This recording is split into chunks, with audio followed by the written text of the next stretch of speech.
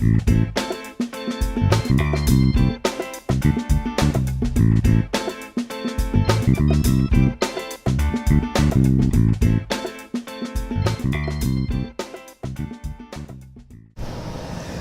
once again to Watercolor Tips, Tools, and Techniques. If you were here for our last episode, you'll remember that we almost completed the painting of the Golden Gate Bridge. Well, as you can see, upside down, I finished that painting, and here's what I did. I painted the deck with only a little bit of detail in here. It is a watercolor, so no need to put in all kinds of detail. That bridge does have a lot of detail in it, but for this purpose, just indicate that there's a bridge there. For the support cables, I cheated a little.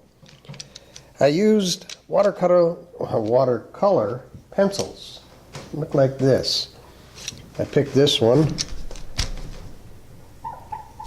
and all I did was draw it in like that, and it allows you to get a fine line.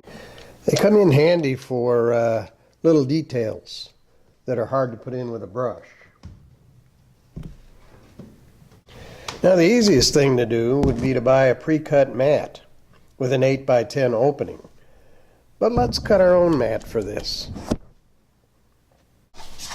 This is a Logan 301-1 mat cutter. I'll put a link in the description below.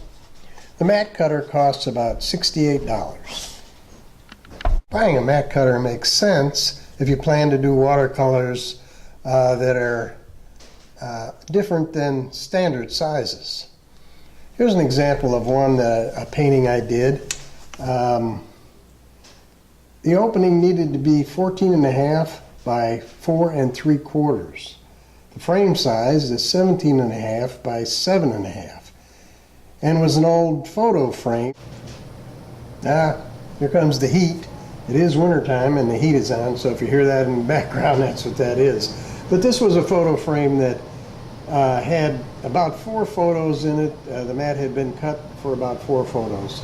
So when I painted this beach scene, and really didn't know what size I was going to make the painting, it came out kind of long and narrow, so I went ahead and cut a mat for it. And that's where mat cutters really come in handy. However, if you stick with mat openings of 5x7, 8x10, or 11x14, you may not want to invest in a mat cutter. Well, I made all the cuts for the mat. Got that done. There's only one problem. I filmed it, but the camera malfunctioned, and I don't have it on film, but I have everything cut. So what I'm going to do is kind of recreate what I did. Even though the mat is cut, I'll show you how I did it. This is the joys of working by yourself, trying to film yourself.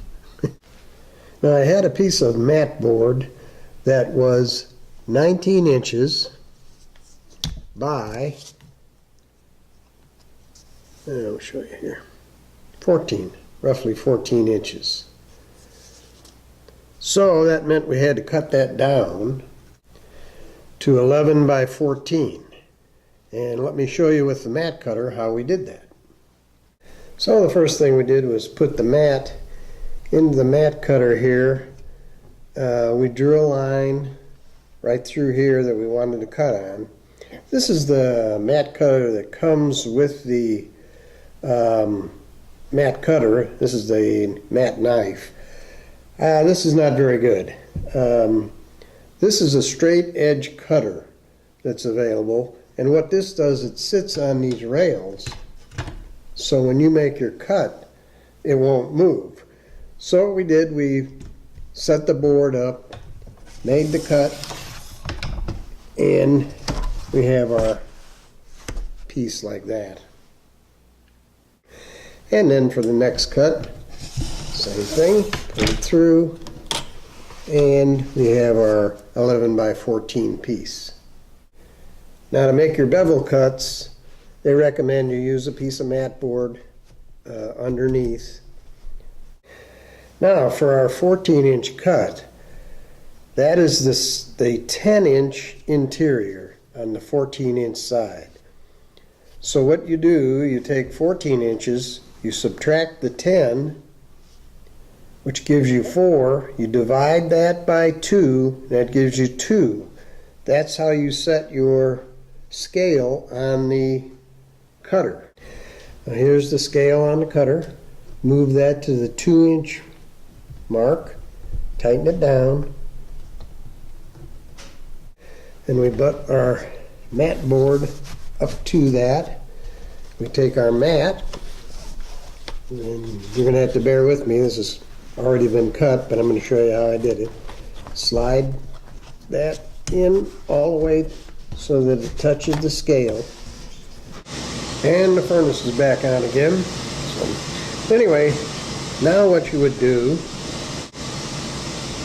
take the mat cutter, put it on the rails, move it up so that this line lines up on your line that you drew this way.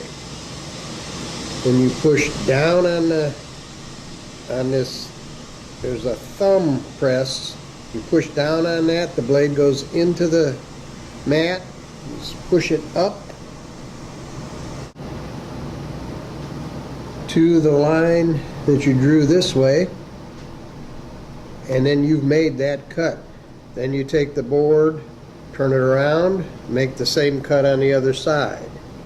Now for the other side, it's 11 minus 8 for the 8-inch length equals 3 divided by 2 gives you 1.5. Here we go, we move it to the 1.5 mark right here, tighten it down, and then we're ready to make our cut. Push down again, slide it up, and there you go. Cut the other side, pop this part out, and you have the finished mat. Looks like that. Now we have our picture in the mat. Now comes the fun part where we have to tape it in there. And this is a little tricky. I've never figured really a good way to do this. Usually what I'll do, I'll take a piece of tape, make a loop like that. I put that loop of tape right about here on the picture, and then take the mat and line it up the best I can.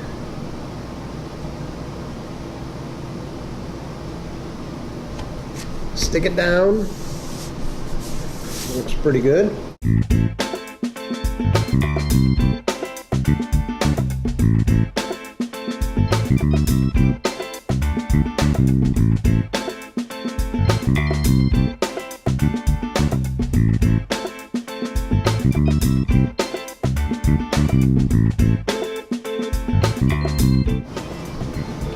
There we go. Our picture all ready for framing. Well, I hope you'll join me next time. Be sure and subscribe, and also leave your comments below. I'll be happy to answer any questions if I can.